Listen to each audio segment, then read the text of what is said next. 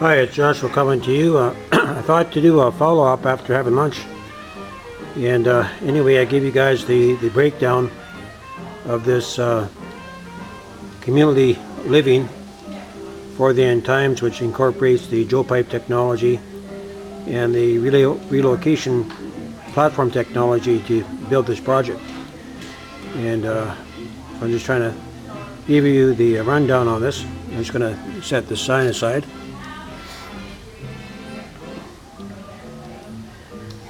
In the center, you have a community center of 5,184 square feet.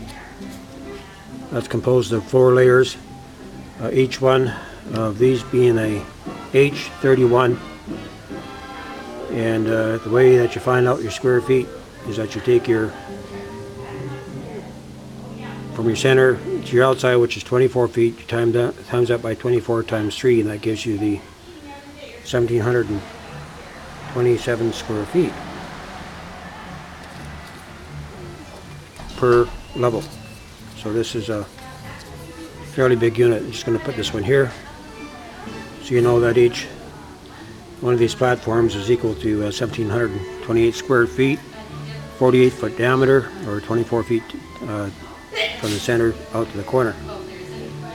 As you can see, I have these boardwalks here. These boardwalks are actually would be scaled to about 8 foot by 16. So each one of these units would be buffered out to 16 feet. There's 16 feet in between. So you should be able to lay up the boardwalks fairly easily. And the bottom section would be for your kitchen dining area. You have a little recreation area. And as this is incorporated to be a spiritual center, this would be your fasting prayer, intercessory prayer. And on top you would have your atrium, where you could have herb gardens, various greeneries kind of incorporated, waterfalls, bunny rabbits running around, good for the kids. And in the outer areas here, the rooftops are also composed of an atrium, but for growing food. So altogether you got 6 times 1,728 square feet, which gives you 12,096 square feet of growing area. In all the units, they have a central staircase that goes down, an 8-foot wide central staircase, but you also have the boardwalks. So the greenhouses compose the top floor of the outer arrangement. Each one of these pods, these 3-story pods, they would come to 5,184 square feet. So that gives you lots of living space. You would have your sleeping arrangement, and your greenhouse. And I'm just going to put this over here. Just give you an idea of how the rooms are divided. Once you come out of your staircase, there'd be a wall here, and there'd be a wall here, and a wall here, and a wall here, going in between the walls. And that allows for a nice wraparound view. And each one of these quadrants would be subdivided into 2 sleeping areas.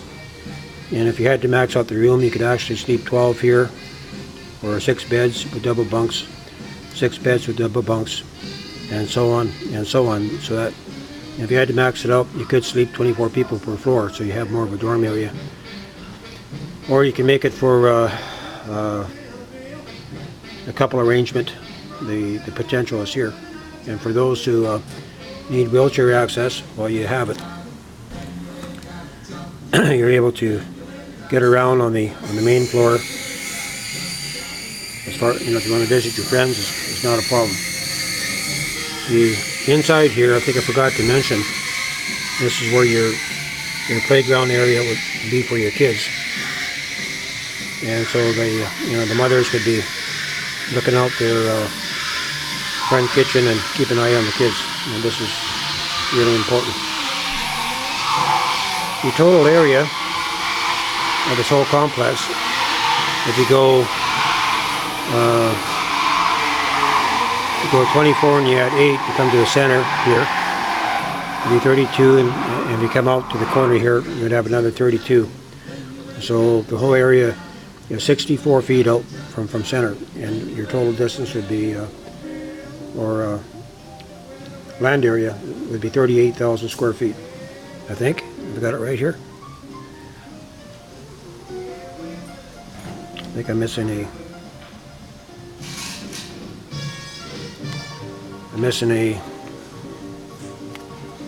one of my pieces here, but your total acreage would be 0.64, just about 2/3 of an acre.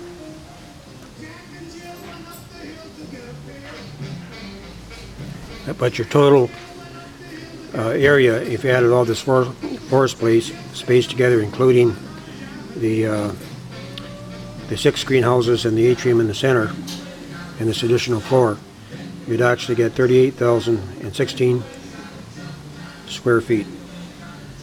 So, if you max this out, if you had 24 and 24 people living there, that would give you 48. It just rounded to 50. So 50 times 6 would give you 300. And I think a rough estimate would be around 250 people. You can live quite comfortably here.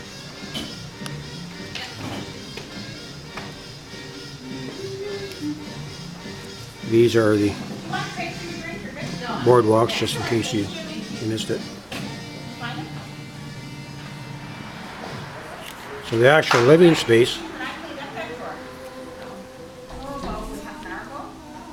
the first and second floors, all the way around, if you add them up, would come to 20,736 square feet.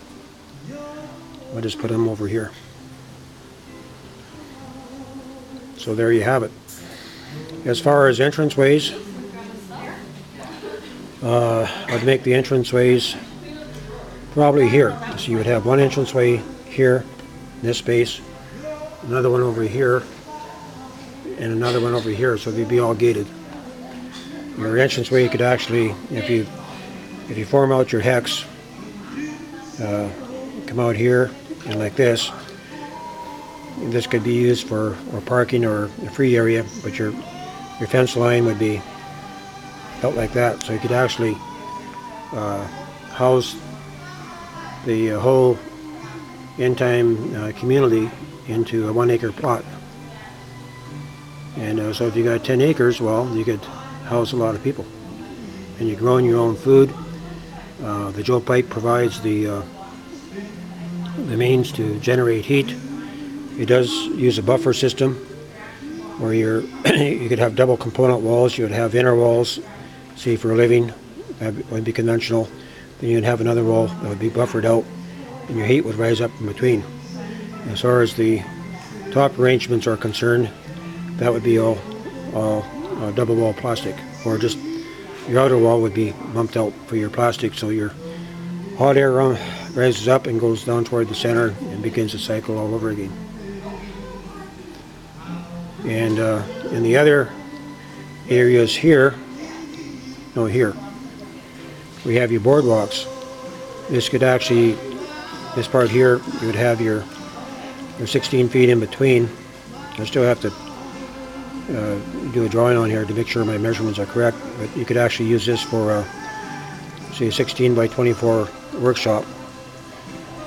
And you could have another one over here, and